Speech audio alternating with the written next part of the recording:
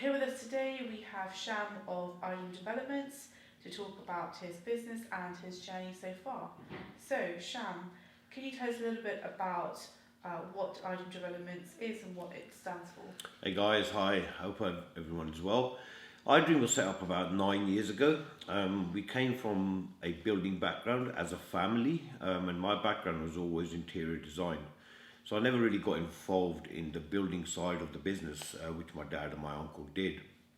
But about 10 years ago, they retired, and at that point, I needed somebody or a building company to put my ideas into practice.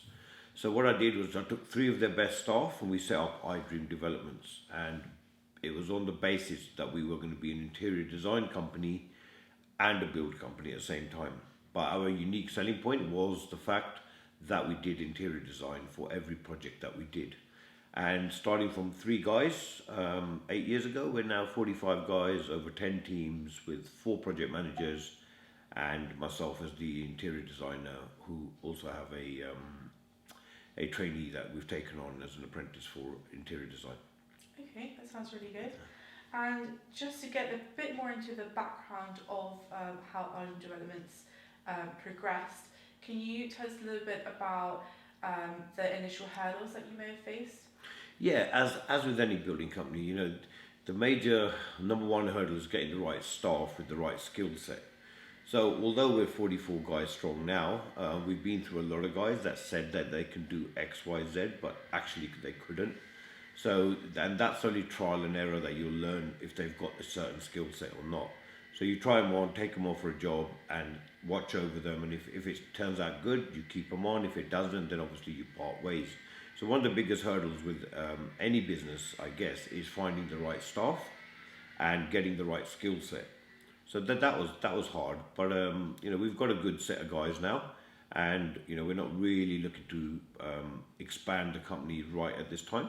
So we've got a good setup now, so it's all good.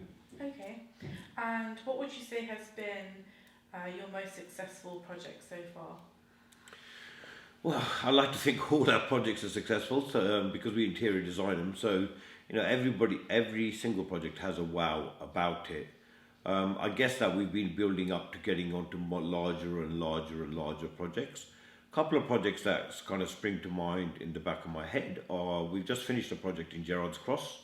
That was our first one in that area, and that was a big 4,000 square foot house. And the owner literally gave me free rein. So he gave me the keys and said, "Look, Sham, just make it amazing like you do with all the other houses." So that was nice that I could incorporate all my ideas and my kind of things that I wanted to try out. Because in interior design, you're always trying new things out. New designs come along, new colour schemes, new materials. So that came together really well. And then there's another one in Reading, which was in Bearfield Common. That one where the owner had a lot of input, and together between myself and him, we made an amazing house, a family house. And in terms of the design process, how much does it vary, if at all, in terms of the involvement of your client compared to how much they bring to the table and how much iDream Developments brings? Okay, so this is purely down to the client themselves. So our biggest strength is that we offer a turnkey solution. So you give us the keys, 5 months later, 4 months later, 6 months later, we give you the keys back to a brand new house. Depending on how much you want to be involved, you're allowed to be. Obviously, it's your house, so if you have any design ideas at the beginning, we're more than take them on board and then run along with those ideas and expand them and then put our take on them. But most of the time, my clients don't know what they want. All they know is they want something wow and they want something amazing, but they don't know how to get there, which is what we do and what we specialize in. So we get them from not knowing how to get there to getting there, and then we take all the headache in between. Obviously, they're kept up to date all the way through. So at the beginning, we'll have mood boards where we put up Pinterest photos and house photos, and then along the way, we'll kind of whittle those photos down and try to get the look. So the sooner I'm inside my client's head as to how they want their house to look, the sooner I can start putting together designs and plans so that I know that we're on the right road to achieving the look that they want to achieve. So, it's kind of a question of, do the clients want to be involved, or are they just going to leave it to us, but just telling us what kind of look they're going for at the end? So it's either or. We can do both. And with regards to the design decisions, are they made up front, or are they made as the progress of Okay, the so build comes along? absolutely. So Stages? no project ever finishes the way it started. Okay, so there's going to be chops and changes along the way. So what we do is, at the beginning we have a certain look. So we do what we call a 3D diagram design, which is a 3D of the whole house on every floor and every room, and the kind of layout that they're going to have, where the beds are going to go, and the wardrobes and the sofas, TV wall, etc. So we have that to start with. What we do is we blow that up and put it on a wall on the first day of site. So all our workers, all our management, everybody knows that the house, no matter what it looks like now, has to look like that at the end of the project. Now, along the way, there's going to be things, I'm going to go shopping with my clients to the Ideal Home show and etc. We're going to see new things. So we'll adapt as we go along, and we'll change what we need to change as we go along. But we do have a very strong sense of the overall look at the beginning of the project.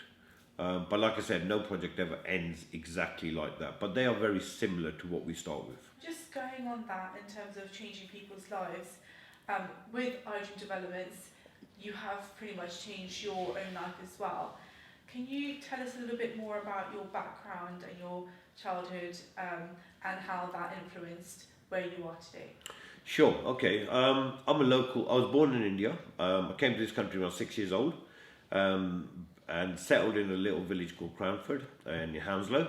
So went to junior school, high school, middle school, Hounslow College. So everything, all my education was done there. Made a lot of lifelong friends who are friends with me now. So they keep me grounded, although fairly grounded anyway.